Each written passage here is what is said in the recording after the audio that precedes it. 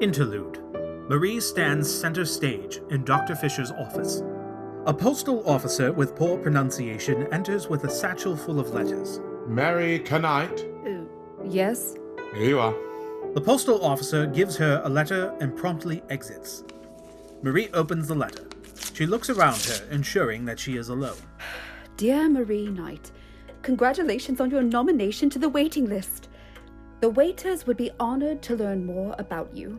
If you would be so kind, please answer the following questions, all right? Forever age, 20. Gender identity, female. Current residence, Netherhome Lodge. Education, liberal arts. Focus, undecided. Allergies, none. The paper unfolds in her hands, suddenly quadrupling in length. Goodness, the following questionnaire is optional. Please circle the best suited answer. I can attest that I respect and adore Sir Alf Godfrey and his son Christopher Godfrey. Always, sometimes, rarely, never. Odd. Before selecting an answer, Marie looks over her shoulder. Is this a prank? I hold properties in Old Hertham in higher regard than those of the new town. Marie chuckles, circling her answer. Never. I am known to speak ill of the Godfreys. Never. I dedicate time and efforts to the Godfreys and their will for Old Herthamers. Sometimes. I have a healthy and warm relationship with my mother and father. I'll go with rarely. I have committed violent and or deadly acts for personal vendetta and or sport. Heavens. Never. I have engaged in premarital or extramarital relations of the sexual kind. Sometimes, rarely, sometimes. I have stolen what I want, when I want it. Never. I have lied to benefit my own means. Sometime. No, rarely. I have in my life coveted the belongings or relations of others. Marie quietly crumbles the paper in her hands, stuffing it deep into her pocket. She exits.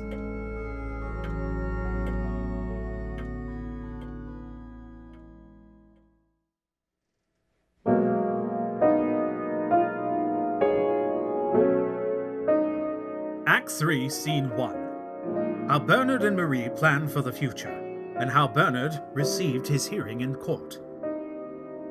The sun shines brightly. Bernard and Marie lie cozy upon a blanket. It almost looks like a memory of a different time. If Bernard were to recreate a moment with young Eve, it might look like this.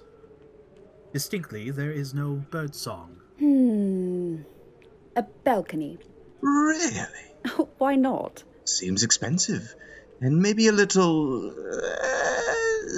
for you... A little... what? I want to say girlish in a way that is not offensive. Well, good luck. Only seems like an Eve preference. She is my mother. Yes, she is. You are not Eve, however. The apple fell far from the tree in this case. Do you think so? You don't agree? No, we are different. I'm curious to hear your perspective is all. How are we different? Well, your mother is like Netherhome Lodge, A companion with whom you spend rainy evenings, sheltered by warmth and good humor, beautiful inside and out. But with time and neglect, both personal and extra-personal, what was once headstrong becomes stubborn. What was once lovable becomes endurable.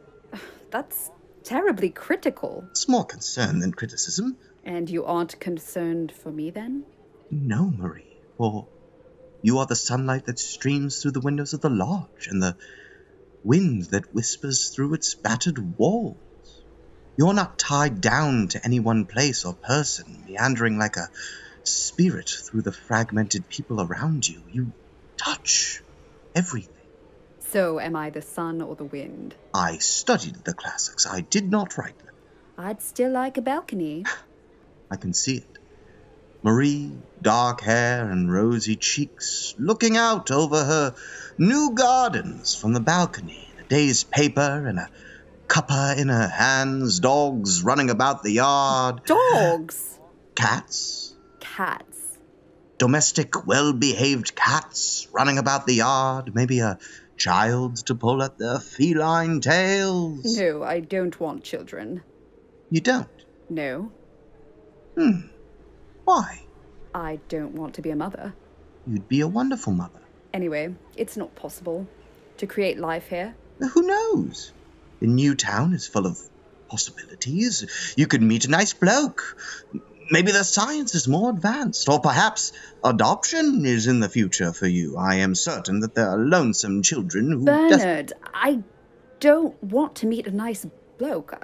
I don't want to have his children. I don't want to have anyone's children. Do you understand? I can only hope the best for you, Marie. And are you? You know, you act as though we'll be saying our goodbyes soon. Your nomination is undisputed, as it should be. Meanwhile, mine is under fire. Such drama! You've been here hardly 5 minutes. Who could have anything substantial against you? You clearly haven't heard from the store clerks I've robbed, or the birds I've caged for my evil experiments. There are no stores in Old Hertham. But are there birds? In the new town, yes. I hear there are flocks of them. A feathered friend on every branch. I'd like to see them with you. And are you? Are you really that concerned for the court hearing? Terribly. Then I'll prepare you. How long have you been a resident of Old Hertham? Week? Day? What year is it? Do you find yourself deserving of the Godfrey bequest? I'm not sure if anyone deserves the Godfrey bequest. I think that's the point. Why would you like to go to the new town? Because you'll be there soon enough. That can't be the only reason. It is. No, I mean, that can't be. You need a better reason to impress the judge. What better reason is there than to follow the woman who has the best influence on me? Very well. Why are you, sir, fit for admittance to the waiting list? Now that's an excellent question. Why wouldn't you be fit? I haven't many friends. Never thought to keep them. That's sad, Bernard. Isn't it? Who knew my fate would be left in the balance of any prerogative other than my own? That is... was my failing. Marie scoots closer to Bernard. He relishes the attention. Final question. Was it all right that I kissed you? What? Yes, quite. Good. I feared that I'd crossed a line I couldn't recover. No need for fear. If you hadn't crossed it, I would have. Bernard kisses Marie deeply. She kisses him back. Hands wander beneath clothes. In walks Michael Warden. He is an angular figure with a dossier under one arm and a powdered wig under the other. Hello, Mr. Dayman. I'm Michael Warden of Raphael Warden and Company. I'll be representing you in court. Glad to meet you. Very glad. Oh, quite. This is Marie. Hello. How do you do? Fine, thank you. I didn't expect a lawyer. Splendid. Might we begin with the deposition, then? No need. Ah, but you are representing me, you say? I shall provide representation as required in the hopes that little will be necessary. Of course, you never know. Sometimes when you least expect it, the objectors rise in their dozens. That's the fun of this work, Bernard. You never know whether you're in for a day of subsidized inertia or hectic professional extemporization. Speaking personally, I prefer the latter, but I don't expect my clients to share my preference. You must have a brief to work on at least. Godfrey and Son has already supplied it. Dr. Fisher provided a very full dossier on our Mr. Dayman. I spent last night on it, burning the midnight oil, so to speak. Warden pulls Bernard aside, if only slightly. Between you and me, Bernard, I must say one or two things. Warden shudders or makes some such "it doesn't look good" gesture. Do you think I might find myself in difficulties? Should a mean-minded person have dug them out and choose to give them a public airing? Difficulties indeed. We might have to use that extra bit of ingenuity to keep you in the clear. Damn. I may be snookered, then. Not the word I would use, but apt. Shall we? God, now? Court waits for no man. Warden exits in a flourish of capes. It will be fine. Better to get it over with. I fear... No need for fear. You are a genuine, self-professed pauper. This is merely a formality. Goodbye, old dog. Marie kisses him on the cheek, gathers the blanket, and exits. The world around Bernard shifts into a courtroom. The audience of his peers don extraordinarily powdered wigs. They make themselves comfortable in the audience. The clerk enters, gown floating in the air like wings behind him. Be upstanding for her honor, Judge Powers. Everyone stands. The judge enters, robed, wigged, and proud. Hereby within the parameters of this vessel of judgment, and guided will, the court deliberating upon not only the fate of the individual, but also the precedent for all thereby following, commences. Whereas the trial will concern not only the dissensions to their inclusion on the waiting list, but also the merits of the individual with scheme of the grand tapestry of their existence, etc. What is he saying? Who's to say? Anyone opposing the addition of Bernard Dayman to the waiting list must now speak or forever hold their peace. An objector stands. Objection, my lord! Let us hear. Bernard Dayman is not a fit person to be enrolled on the waiting list, for his claim to desire a house in the new town is false. Since he came to Old Hertham, he has never, so far as is known, studied or even skimmed any of the admirable brochures that give descriptions of new town residences, nor has he consulted any of the excellent guides to the social life and cultural amenities of the new town, guides that are available on every corner. On these grounds, we submit that the claimant is not so much interested in the new town as he is bored with Old Hertham. Counsel for the claimant? My lord, may I put my client in the box? Of course. The clerk escorts Bernard to a bright square of light. He is quite cornered. I submit that a charge expressed as a comparison, not so much this as that, is neither legally nor logically valid. I submit, my lord, that if I were to complain of a faithful and attentive husband, that he was not so much in love with his wife as uninterested in any potential mistress, you would quite properly urge me to get rid of the comparison. You would ask me to break up the complaint into its component parts and address, like a rational person, the two questions. Is this man in love with his wife? Is this man interested in other women? I don't have a wife. I beg leave to reduce the ill-expressed and confused accusation to its two basic elements. First, is my client interested in the new town? Mr. Dayman, how long had you been here with us in the Old Hertham when you first called upon an estate agent? Was it hours, days, weeks, months? About 10 minutes, I think. And what was the subject of your first interview with the agent? Newtown properties and how to obtain one. Thank you. My lord, I submit that Mr. Dayman is a person so interested in residence in the new town that his first action on arriving here was to call upon an agent and inquire about its properties. I turn to the second element in the charge. Mr. Dayman, how much had you seen of Hertham when you paid this first visit to the estate agent? A few yards of Market Street and an architectural tour. No, that was after. How, in fact, were those first 10 minutes here spent? Waiting in the agent's office. Thank you. I submit, my lord, that it is impossible for a man to be driven from Hertham by boredom after only 10 minutes residence here, most of which was spent waiting in an estate agent's office. The case against him collapses. Thank you, my lord. Thank you, counsel. Bernard is escorted back to his seat. I'm terribly grateful. I should have been hopeless on my own. No one is ever up there, no. You did all the work for me. I only had to answer with mere facts. That's what I'm employed to do. Quiet. Any more objections? In that case, I formally confirm the claimant, Bernard Dayman, as an accredited applicant for our house in the new town, with the right to immediate enrollment on the waiting list. The court is adjourned. Marie joins Bernard and he quickly embraces her. I advise you to get a hold of some Newtown literature as soon as possible. Warden claps Bernard on the back before exiting with the court. How does it feel? You tell me. It feels positively inevitable. Ever since you arrived, I knew I'd leave this place. So eager to get away from me.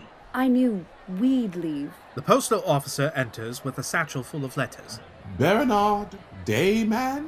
Why, yes. Here you are. Marie Canite? That's me. Here you are. The postal officer exits. It's an invitation. To a chapter meeting of the Society of Waiters. All local waiters welcome. Dr. Fisher rolls on stage. The Society of Waiters. This association was founded to foster the virtue of patience and the spirit of fellowship among those looking forward to residence in the new town. The Society also does the good work of encouraging outsiders as a matter of approaching them with help, sympathy, and fellowship.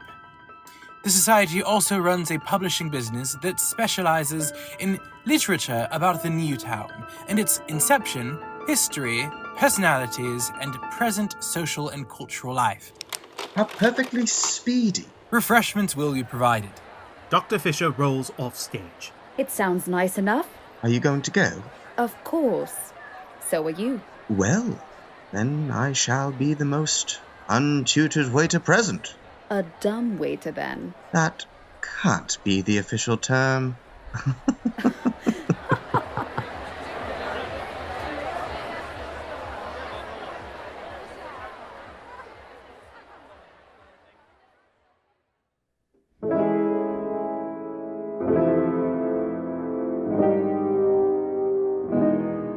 Act 3, Scene 2. How Eve visited Dr. Fisher on a personal matter, and how Bernard and Marie joined the Society of Waiters. Mid-evening. Eve glides on stage. She has arrived at Dr. Fisher's candlelit office, a somewhat theatrical veil covering her face. In her hands is a black folder with gold lining. Yoo-hoo! I'm here for our chat, Doctor. Dr. Fisher's nowhere to be seen. Eve takes this as permission to snoop. Yoo-hoo! A newspaper drops from the above chute, giving Eve quite a shock. She picks it up gingerly as if it might explode. Terrible tragedy. Heartbroken husband survives wife's untimely death. My God! Is this... She throws the newspaper down. Heartbroken? More like drunken bloke drives model citizen wife to untimely death whilst he wrongfully survives. She caves, picking it up again. Local clinician's assistant, Eve Knight, born Eve Fell, perished late last Tuesday night. A frigid evening, the night vehicle spun out, crashing into a barricade, nearly careening into the quarry. Mrs. Knight died in the accident instantaneously. Her husband, Roger Knight, survived, sustaining major injuries. Oh, she is survived by her daughter, Marie, of 11 years. Marie will now be raised solely by Mr. Knight. Oh! Eve throws the paper aside, burying her face in her hands. Dr. Fisher enters. He daintily picks up the paper. I see you found your open. Oh! I apologize for any upset it may have caused. I requested supplemental materials to add to your record. It's standard procedure prior to any appointment. No. Perfectly fine. Perfect. Glad to hear it. Shall we sit? They do. We must acknowledge the elephant in the room right away. It has been a terribly long time since we last spoke. I couldn't tell you the last time I was in the agent's office. Feels like sleeping with the enemy. Do tell me, though, how are you, Dr. Fisher? I am well, thank you. How are you faring, Eve? Tears well up in Eve's eyes. I'm afraid I've upset you. You? No, not one bit. That damn clinic, on the other hand, utterly determined to devastate me, I'm afraid. No, I'm very happy to be here today, speaking with you, really. Happy as pie. It's only... well... May I tell you something? in confidence, Doctor, before we begin. Dr. Fisher nods politely. The article reminded me of something rather shocking. I know I'll be stuck on it if I don't get it off my chest. When I learned of Marie's arrival here in Old Hertham, I was so relieved. Isn't that awful? My daughter, my only daughter, and I was glad that she is such a bright young thing. Life snuffed out by that sickly man. As I held her, a woman now, I distinctly remember thinking, thank God I'm not alone any longer. Is that horrible? I see. It is, isn't it? Oh, I can't lie, even with what befell her. A car accident, just like me. Oh, the apple never withers too far from the tree that birthed it, as they say. It felt as though we finally shared something. I thought it'd make us closer. Did it? In some ways. She can be stubborn. She's very much like me, you know. A better version, it seems. And what of the sickly man? You mean Roger? What of him? Will you be happy to see him too? I'll be glad once he's dead. But that's not what you asked. Will I be... Yes. I suppose I will be happy to see him, won't I? Oh. Forgiveness. What a refreshing flavor. Bringing us back to the subject of our appointment, tell me about your chat with Christopher Godfrey. Eve and Dr. Fisher exit.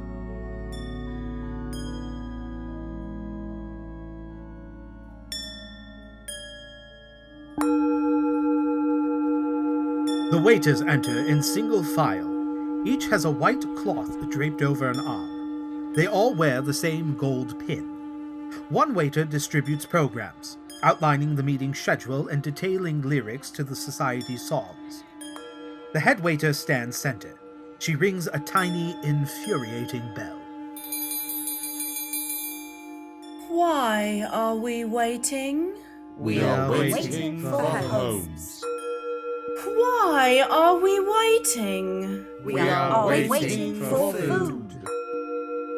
Why are we waiting? We are waiting because we are waiters. The head waiter walks around passing out individually wrapped chocolates. At this time, Bernard and Marie enter, joining the line. In procession, each waiter serves the next a chocolate. Bernard and Marie follow clumsily. Bernard pops the chocolate into his mouth before realizing no one else is eating theirs. He sneakily spits it back into his hand. We celebrate the memory of the founder by recalling his most significant gesture, a gesture indicative of his immense generosity. As is well known, Christopher Godfrey firmly refused to restrict his activities within the circles to which he properly belonged. Rather, it was his way to go slumming it with the down and outs of Old Hertham. When an admirer presented him with chocolates, what did he do but go from one door to another, giving them away to the destitute until the box was empty? For this reason, the Society of Waiters created an endowment to make permanent the practice of sharing chocolates. Under its terms, confectionery manufactured in the Newtown Chocolate Factory is and will always be freely available to all waiters. Every member at every meeting of the Society of Waiters is asked to take and eat of the chocolate in memory of our founder and benefactor, Christopher Godfrey. Now all waiters eat their chocolates. Chewing takes a considerable amount of time.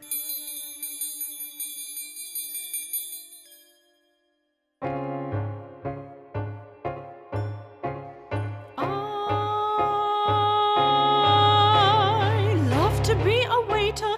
serve while others feed, to bring the plate and cater to every diner's need. I serve the steaming plateful of steak and kidney pie. Happy to see the grateful smile in every eye. These etiquettes are followed in Hertham's aging town. I see the liquid swallowed, I watch the food go down. Yet as I serve hot dishes or ices from the fridge, my dearest hopes and wishes take wing across the bridge. New Hertham is the venue for the discerning guest, where every day the menu contains the very best, where even as a beginner the chance may yet be mine to serve Sir Alf at dinner and fill his glass with wine. And all Godfrey's people said, Say when. A warm welcome to our new waiters. We are most glad that you are here with us this evening. First announcements. I am pleased to report that some waiters have passed on to higher service in the new town. They may be much helped in their new life if they feel that they have our sympathy and support as much as ever. Besides, if they already have the ear of someone on the allocation committee, they may be able to put in a useful word for us at the right moment. To begin our discussion, I'm taking as my text a familiar expression I heard used by a man only yesterday. Wait for it. Now, we all know the word wait is most often used for exercising patience and calm. You have to wait for your bus in the morning. You have to wait for your supper in the evening. You wait your turn to speak at the meeting. Children have to wait for their birthdays, for Christmas, for school holidays. But was this what our friend was urging when he said, wait for it? On the contrary, he might as well have said, prepare yourselves, hold yourselves ready, for the exciting thing is just about to happen. This was not an exhortation to restrain hopes and expectations. It was a message stoking up anticipation to a fever pitch. Indeed, wait for it marked the end of the waiting game.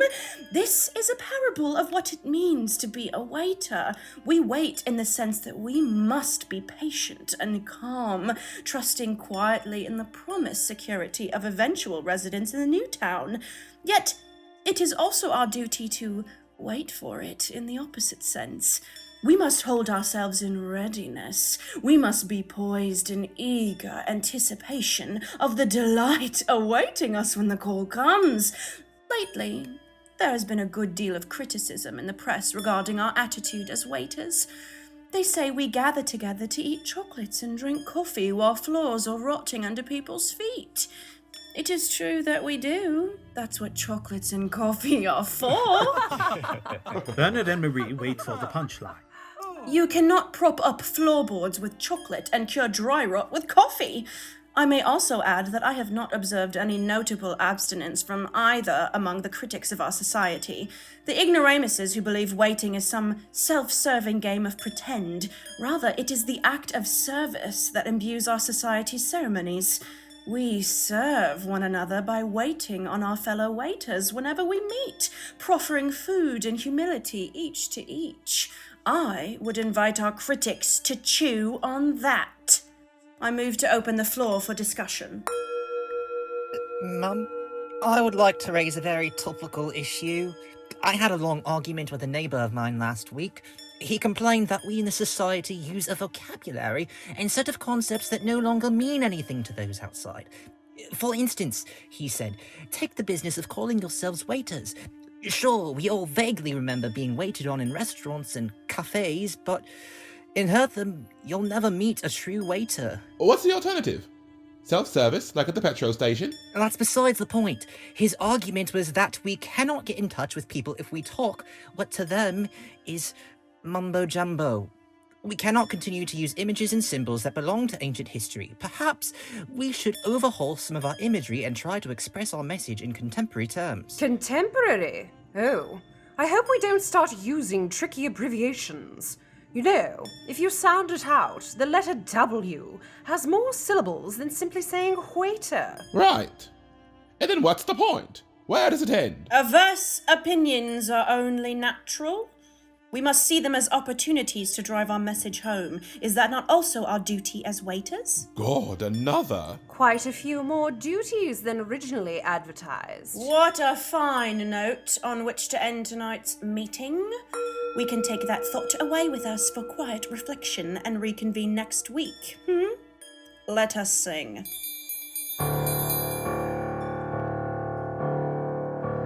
Blessed township, Hertha Nova, where the faithful find their rest, where enjoyment bubbles over because there is no second best. Simple souls and learned sages, the stinking rich, the humble poor, pensioners and single parents, there unite forevermore. There no fungus rots the timber, no workings undermine the town. Roads maintain their proper level, pavements never let you down. Their unknown is faulty plumbing, floors are firm and walls are dry.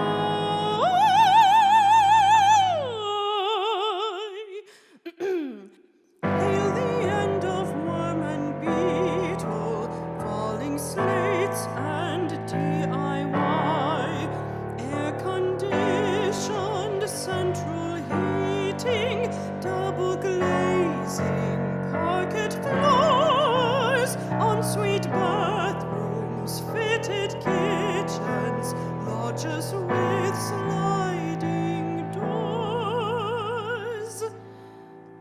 Oh, how glorious is the prospect, opened up to waiting men, to waiting women, waiting children, waiting cats and dogs. Amen.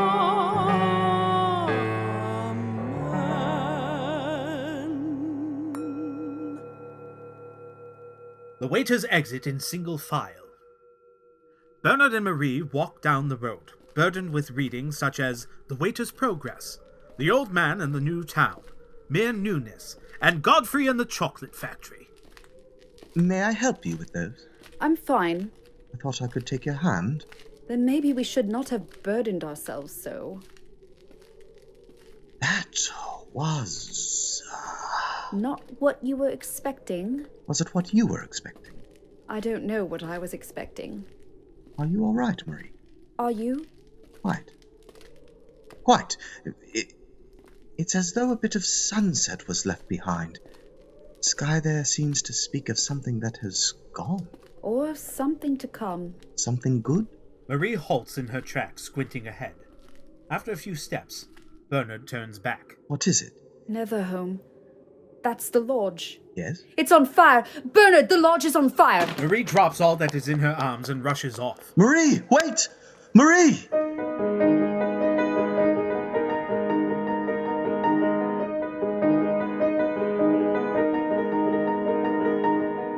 Act 3, Scene 3. How the fire ravaged Netherhome Lodge, and what then became of its inhabitants. Eve stands in the flames of Netherhome Lodge, black veil hanging loosely in her hand. She appears dazed, as if she's just woken from a deep sleep, deciding whether or not she's still dreaming. Her makeup is streaked with tears. Marie enters the lodge, searching through the smoke for her mother. Eve! Eve! Eve, come, get farther away, come. Marie, Monterey. Please, it isn't safe. Marie tries to pull Eve away to no avail. Bernard enters, panting from the spring. Marie, Help me with her. How was your meeting? an odd sort of meeting to be sure. Bernard! We must step away from the fire, Eve. Oh, I've already rung the fire department. Isn't this what they call an act of God? Leave it to Eve. Mom, please. Eve is catapulted back to reality by the rare use of mum from her daughter. She embraces Marie ferociously. A loud crack. The foundation tilts right, then left. Eve loses her balance and Marie falls hard onto the floor.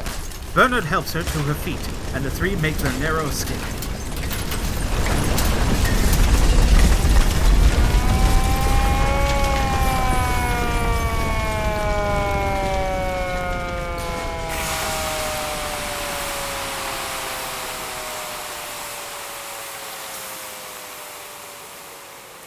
Some time passes.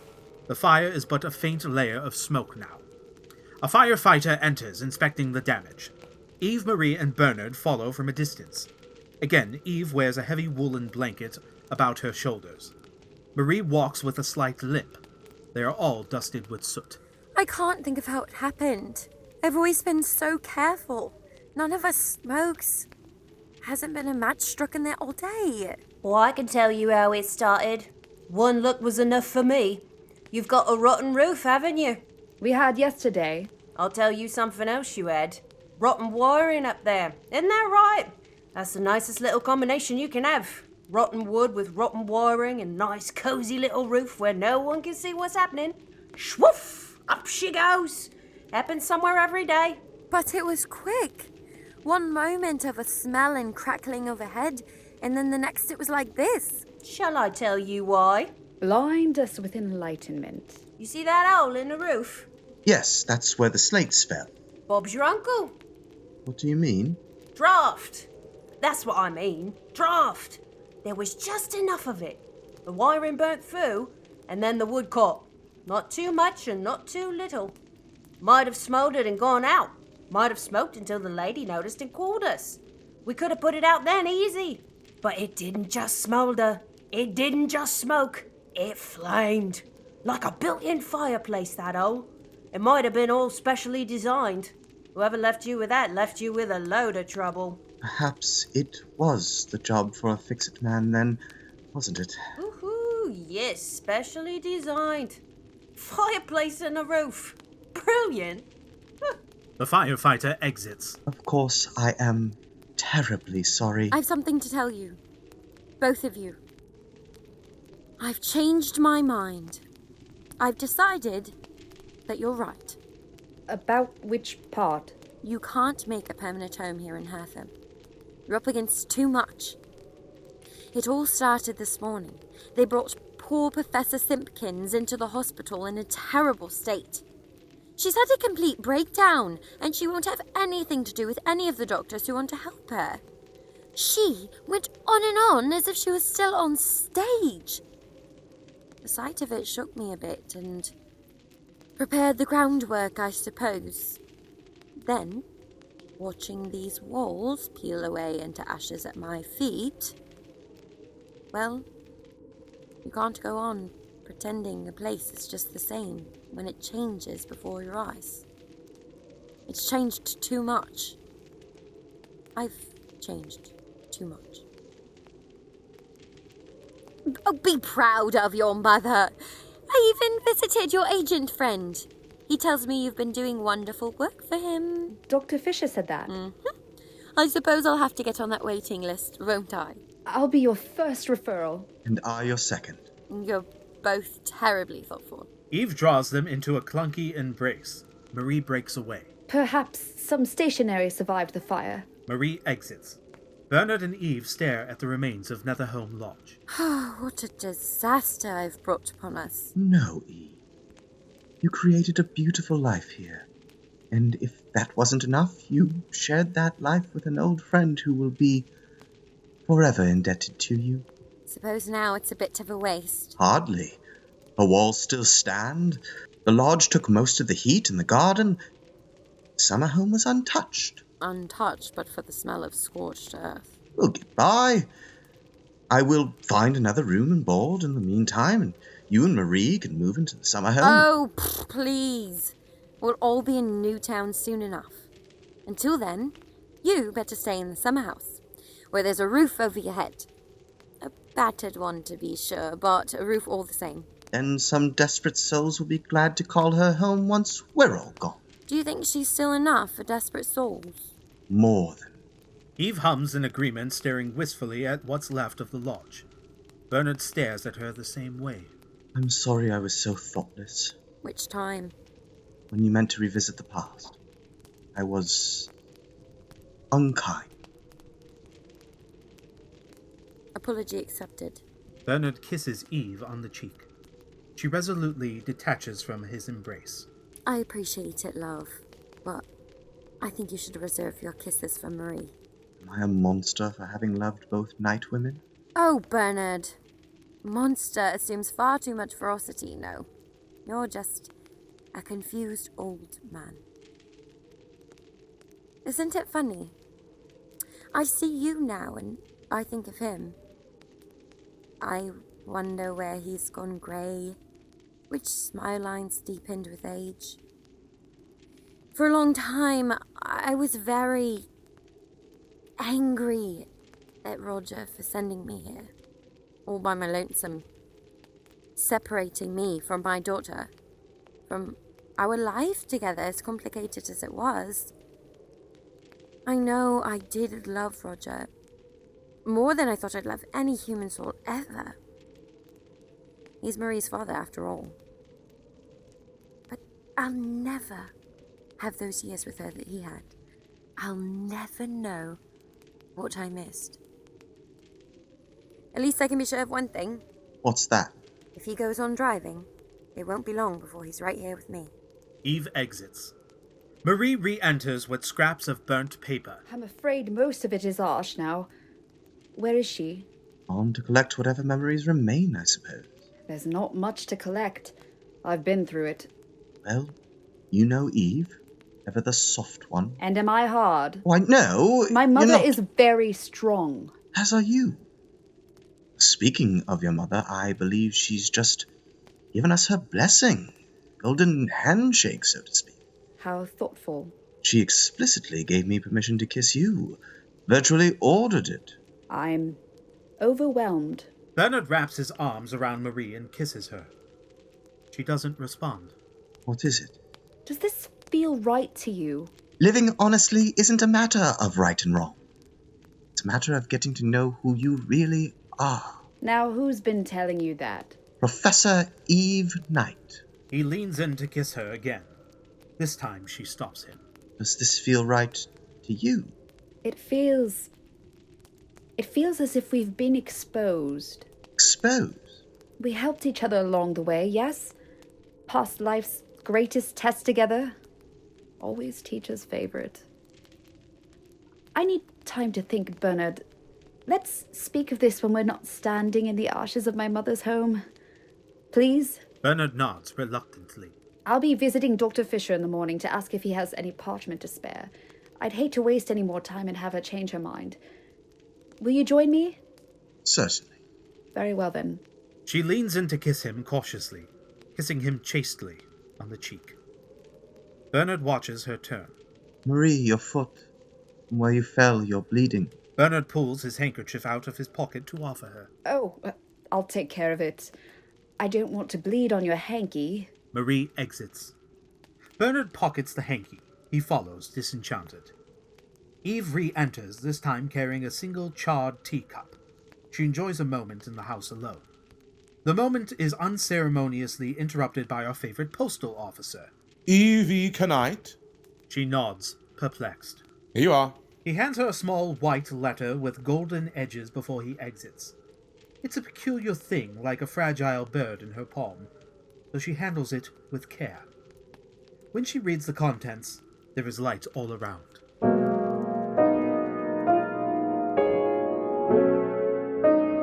Epilogue. Dr. Fisher's office feels unnaturally cramped, 3 people consuming the space rather than the usual 2. Bernard and Marie sit patiently across from Dr. Fisher, who watches them with curious eyes. There are still traces of the house fire on their clothes and faces. Marie has a fresh stack of papers in her lap. Generally speaking, I prefer to meet with my clients one at a time. Three-cornered conversations can be very confusing in business negotiations, but in the present circumstances, perhaps your interests as individuals coincide fairly closely. What can I do for you today? We're not impatient, but... Up. Already, I detect some divergence of view between the two of you. Shall we try again? All right, we are impatient, unbearably. An impasse. A dead-on collision. Right at the start. No, I absolutely agree with Marie. I expressed myself badly. It is true that one cannot always find the right word, but where the choice is between opposites, it's best to opt for the correct one. How long shall we have to wait for a house in the new town? What is the next step we must take? How long is the waiting list? Who selects the new residents? Have you anything to offer us? Or any advice to give? Such an outburst of frankness. I like it. New houses rise from the earth every week in the new town. As vacancies occur, we compile a short list of candidates, who then appear before the allocation committee of the housing department.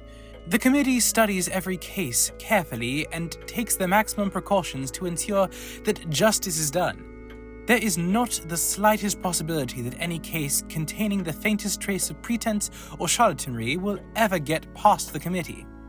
You need not doubt for a moment that justice is done, and every case treated on its merits by what is virtually an infallible system. Does that content you? No. Why not? It answers a question we weren't asking. We've never distrusted the selection machinery. We only want to know how it works, Dr. Fisher. Of course.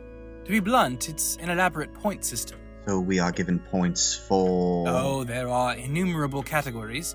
Personal qualities, community involvement, practical skills, adaptability, steadfastness, present housing conditions, favorite pastimes. Marie holds up a hand like a good student in school. Dr. Fisher nods to her. Then we benefit from the fire. 20 points. Terribly sorry about that, by the way. And from having subsidence in the garden. 5 points. What about the dry rot in the floors? Oh, 10 points. And the propped up walls. 15 points. You lost some shingling in the rain, too. Another 15 points. Huh. Any more questions? How long is the shortlist? About 12 names, usually. The goal is to handle over 100 a month. And how many names are there on the waiting list in its entirety? I would not wish to depress you. They are depressed. May I ask the intent for the paper? Yes. Thank you again. It's for my mother. We would like to be 2 of her references. How kind. That reminds me. Dr. Fisher reaches behind the counter and produces a familiar black folder with gold lining. Something about it feels equal parts promising and foreboding. For both of you. What is this? The deed to Netherhome Lodge and its adjoining summer house.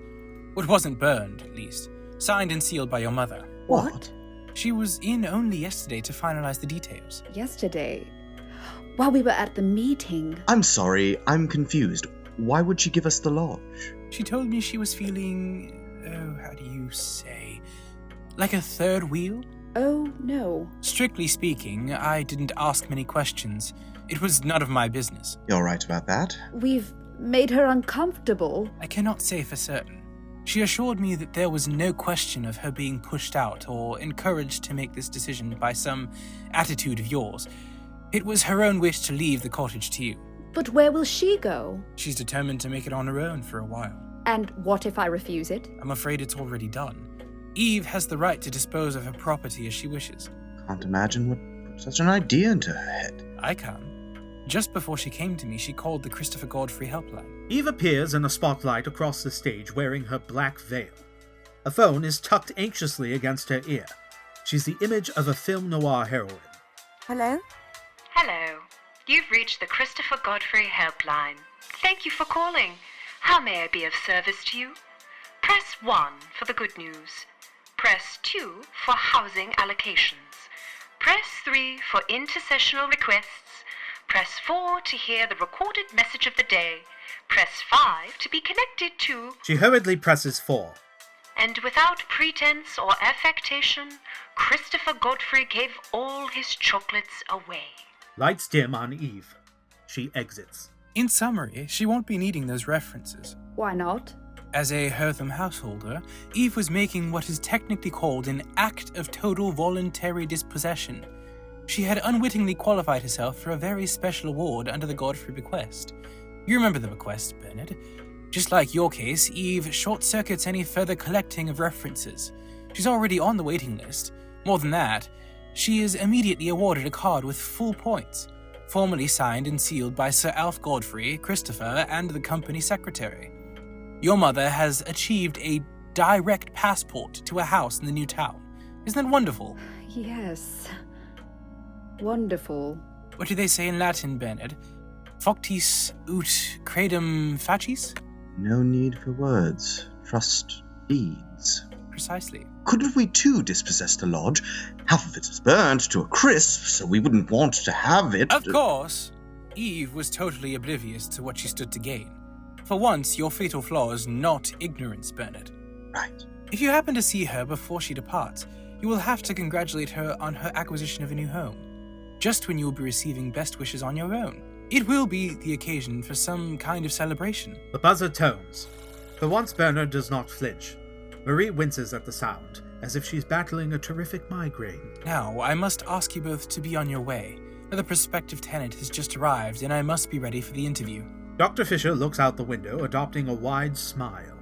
Bernard reaches for Marie, but she evades him. I'll see you at home, then. Marie.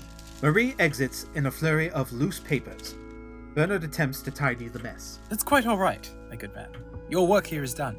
I suppose I'll be off then, Doctor. Congratulations, Bernard. Bernard takes one long look at the office. He exits. Clive enters, wind-chafed and rugged. He wears an old, ill-fitting suit, something he might have been buried in. Hello. Deathly sorry to bother you. Could you tell me where I am? Dr. Fisher grins, remote at the ready. Welcome to the Old Town. He clicks. Blackout. End of play.